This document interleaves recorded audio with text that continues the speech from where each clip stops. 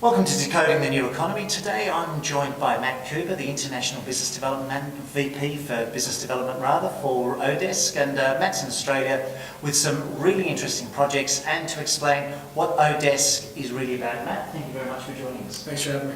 Yeah, so to kick off, let's explain what oDesk does. Yeah, so oDesk is the world's largest online workplace. So companies can come to oDesk and use our platform to hire, manage, and pay freelance professionals all over the world to do pretty much any kind of work that can be done in front of a computer. Right. And what sort of verticals are you looking at there? There's a pretty wide range of work being done. About 40% of the hours worked and 60% of the dollars earned are technical in nature. So software development, web development, mobile, IT.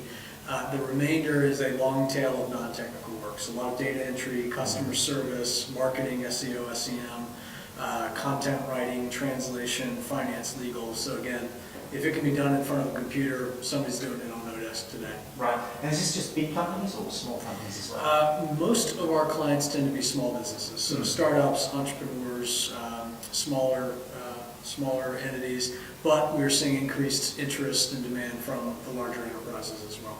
Right. And which verticals do you mainly look at? Yeah, it really runs the gamut.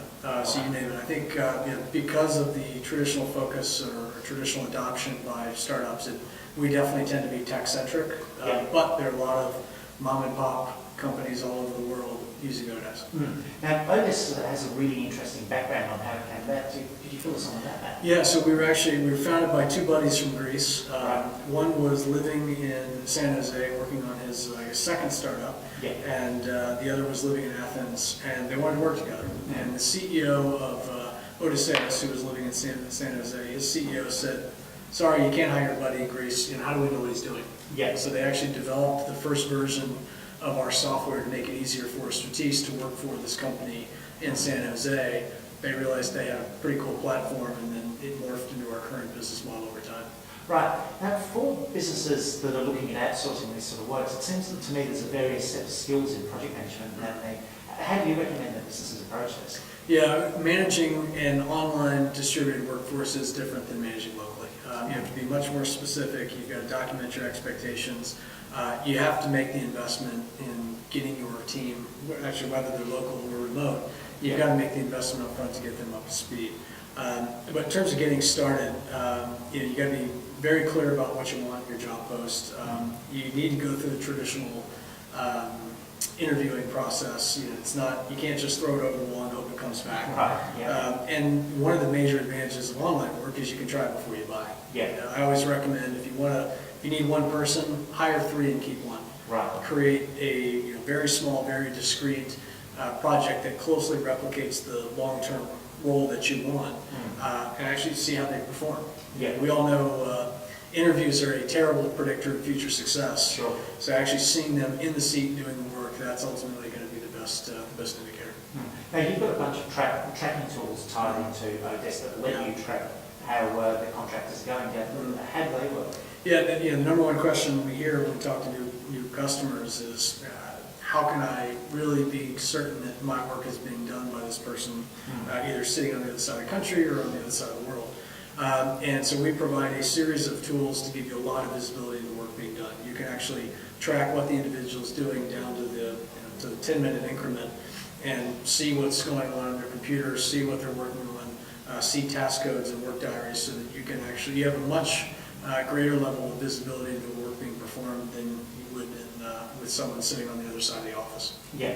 Now, while you're here in Australia, Matt, you've announced an initiative with the startup community. Would you tell me more about that? Yeah, so we're announcing a partnership with StartMate and AngelCube and Pollinizer. So StartMate and Pollinizer in Sydney and AngelCube in Melbourne. The startup community has always been a strong source of clients for oDesk. And as we look at Australia is a fantastic market for us. Startups tend to be the early adopters, the other people, other companies look to for innovation and ideas. Yeah. And so having met a lot of these organizations during a trip earlier in the year, we cultivated the relationships and sort of laid out this program over the last couple of months, and we're launching it this week. Yeah, so that sounds a really exciting program. So how big is Australia for oDesk? It's actually, in terms of penetration rate, it's our number one market. So it's our number 2 market in terms of total dollars earned, or total dollars spent. But on a per capita basis, we actually, 2.5%, so 53,000 businesses, 2.5% of all Australian businesses are currently registered on oDesk, which is about twice the penetration rate we see in our home country. Right, that's pretty impressive. Yeah. And which verticals in Australia do you see as being? I think it's the demand in Australia is aligns well with where the talent shortage is. So there's a lot of demand for development work, design work, kind of that e-commerce, startup technology demand, a lot of customer service. There are definitely, you look globally, there are very acute shortages in certain geographic areas around certain skills, and I think that's reflective of the type of work being done by Australian clients. Yeah, so where do you see oDesk going in the next 5 years? I think there's a couple logical growth paths. I mentioned sort of that long tail of work being done, types of skills. So I think we'll see new skills come onto the marketplace. We'll see increasing liquidity and depth within this longer tail of skills. We're going to see continued expansion in international markets. We expect Australia to continue to grow along with other international markets for us. We're also seeing increased demand from enterprise companies. So the 600,000 clients using oDesk, we're seeing that has traditionally been small business entrepreneurs, startups, but we're seeing a lot of demand from the enterprise companies. They're trying to figure out how to use this new model and put it to work for them. And that's an interesting challenge for a lot of those existing outsourcing companies. Can you see yourself replacing those down the track? I think in many cases the clients want a much more direct relationship with the people doing the work. One of the challenges with traditional outsourcing is it's this telephone game, and you've got multiple players and multiple layers between the client and the person actually doing the work. The beauty of online work is it gives you a lot of the flexibility and scalability and cost efficiency of outsourcing, but you've got a lot more visibility into who's doing the work, what they're doing. You've got more control over the end product. Right. Now, it's a pretty crowded market too, the remote working. You've got companies like freelance and that. How do you see all of these competitors coming into the market? oDesk is the dominant player in the market. We account for over half of all work being done in the online workspace. That said, the opportunity here isn't quibbling over who has the biggest slice of the pie. It's let's make the pie bigger. So the real opportunity for us is making online work a much more mainstream way of getting things done. We want companies from the one-man company working from his apartment all the way up to the largest enterprises thinking of online work and thinking of oDesk as just another option of how they might meet their talent demands.